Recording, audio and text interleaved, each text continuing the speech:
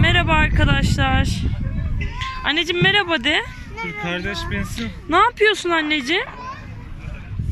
Bu ne anneciğim? Evet. Miraç ata bindi.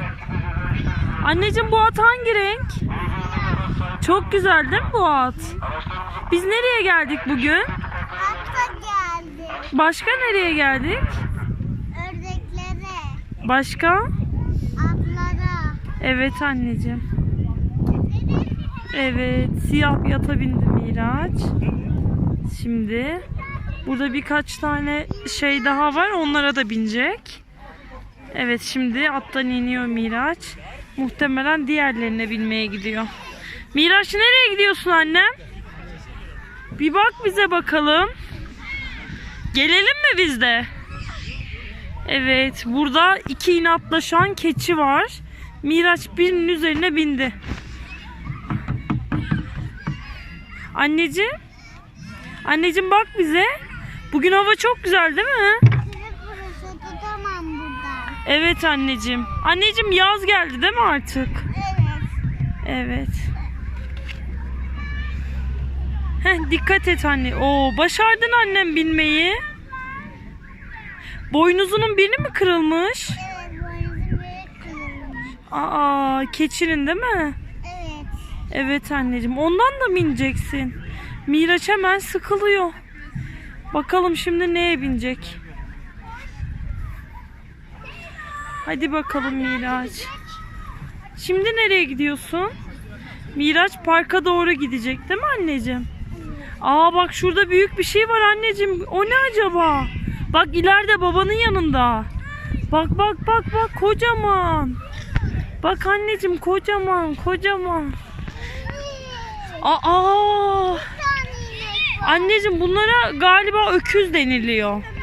Anneciğim bak bir. İnek bunlar ama.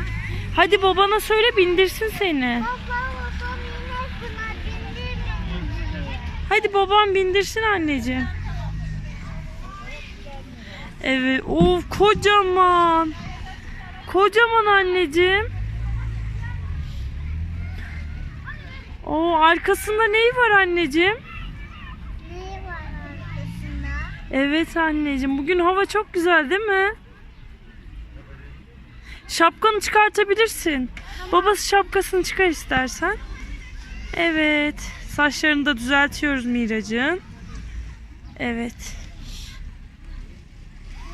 Bugün evet hava çok güzeldi. Bir dışarı çıkalım dedik. Parka gelelim dedik. Şimdi bunu bineceğim. Şimdi Miraç yine bir yerlere gidiyor bakalım. Babası Mirac'ı görelim.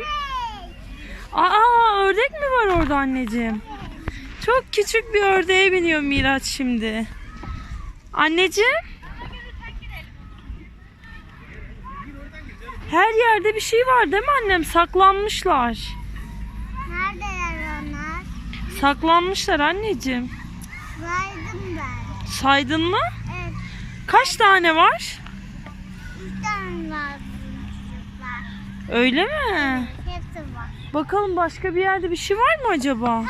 Bak şurada çiçekler var. Bakalım mı? Evet. Hadi gel şu çiçeklere bakalım. Bak mavi ve sarı tenekelerde. Gördün mü? Ne var? Onların yellow, blue var.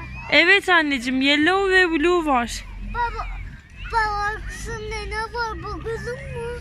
Hadi bakalım babanın arkasında ne var? Hadi bakıyoruz. Gidiyoruz şimdi. Anneciğim bak ileride ne var? Park var. Görüyor musun? İlerideki parka gidelim mi? Dur anneciğim yavaş, arabalara çok dikkat etmen lazım. Anneciğim bir bana bak, biz veda edelim. Görüşürüz de. Bir bak anneciğim. Bir bak bakalım. Anneciğim bir bak. Arkadaşlar. Ama ekrana bakman lazım. Görüşürüz arkadaşlar. Abone olmayı unutmayın diyoruz değil mi?